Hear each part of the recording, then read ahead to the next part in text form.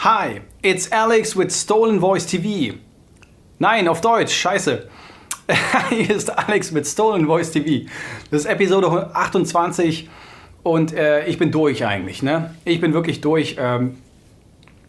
Ich kann schon mal sagen, Episode 28 wird die letzte Episode dieses Jahres sein, weil ich dann mich in den Sabbatical verabschiede für eine Woche und deshalb einfach keine Episode nächste Woche haben werde. Aber erstmal, wie war denn die Woche? Es geht um das Thema Copywriting. Ich habe es erstmal reingebracht in meinen Voiceover-Service und habe aber jetzt entschlossen, okay, es wird Teil des Voiceover-Services bleiben, aber eher eine untergeordnete Rolle spielen, weil ich mich eher als Voiceover-Artist darstellen möchte und nicht zu sehr ablenken möchte mit diesem Copywriting-Service, ne, mit dem Werbetexten und Verkaufstexten. So, das ist ein wichtiger Punkt. Ansonsten gab es schöne Webinare von Gravy for the Brain. Da ging es einmal um den Status der Voice-Over-Industrie in 2018, ein schöner Rückblick von Hugh Edwards. Und ansonsten gab es eine Q&A, Frage- und Antwort-Session mit einem großen Teil von den Leuten in der Community, oder sagen wir mal, die Leute, die halt reinpassen in so ein Webinar, so 20 Leute, die halt so ein bisschen verrückt sind, so wie ich. Und viele, also positiv verrückt. Diese Voice-Over-Leute war eine schöne Session. Ansonsten das Drama des Commercial Demo Reels, des Demo Reels für kommerzielle Zwecke und des Videos von meinem Bruder und seine Schwester, seine Frau. Wenn ich es einmal drin habe, dann mache ich den Fehler immer, scheinbar. Morgen ist die Deadline, ich habe die Deadline nicht geschafft für beide Sachen. Blame me. Geht nicht anders, kann man nicht anders sagen.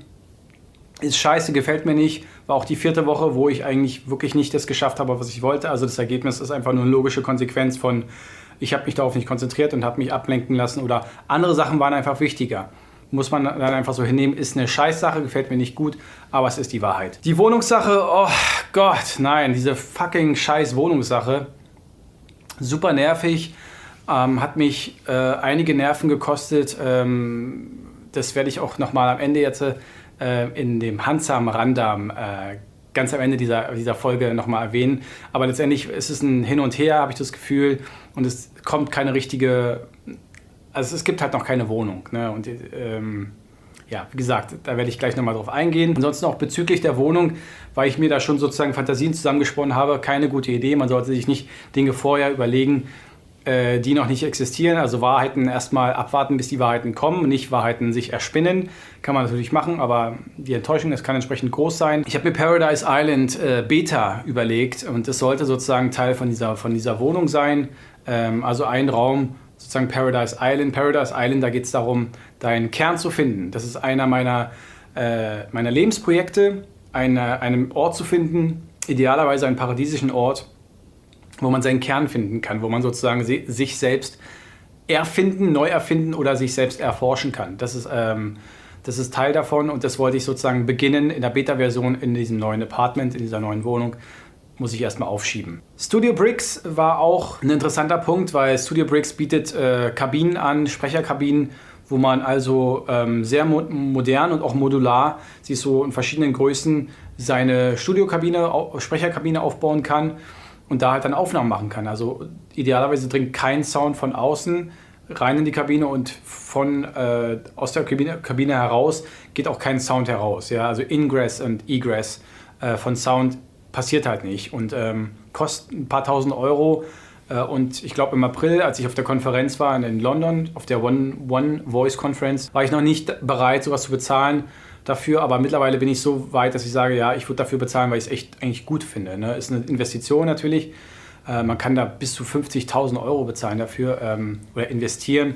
Also es ist schon ein dickes Brett, aber klar, also ich werde mir jetzt keine 50.000 Euro Ding holen, aber irgendwas zwischen 5.000 und 10.000 sind dann schon so die Minimalpreise und damit muss ich halt rechnen. Ne? Ansonsten habe ich überlegt, ein eigenes Büro in der Innenstadt, einfach sozusagen hier billig meine Wohnung behalten und dann aber sozusagen so ein Vorzeigebüro oder Coworking Space Bereich in der Innenstadt zu haben. Ist noch so eine Überlegung, weiß noch nicht, wenn ich dann reise, macht es vielleicht auch wenig Sinn, da was anzumieten, selbst wenn es nur ein Schreibtisch ist.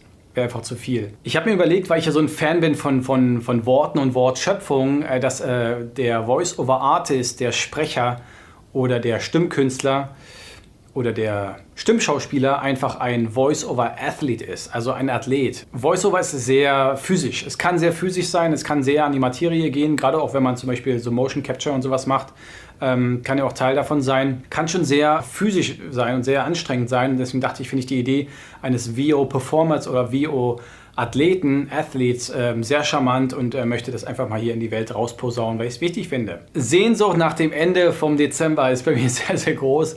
Es war ein anstrengender Monat.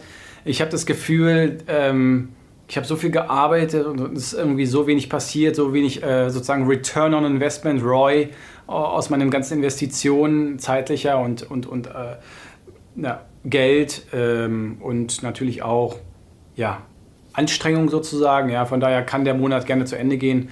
Bin schon froh, freue mich dann auf das nächste Jahr und freue mich natürlich auch erstmal auf das Sabbatical, was ich, wie ich schon gesagt habe, eingangs, ich dann einfach mal mir Zeit ausnehme, Auszeit nehme.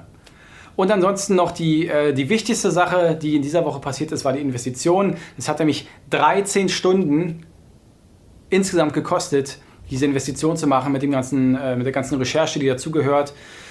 Ist extrem viel und hat mich halt den Tag gekostet, hat mich auch die Produktivitätswelle, auf der ich geritten bin, gekostet, was natürlich super, super nervig ist.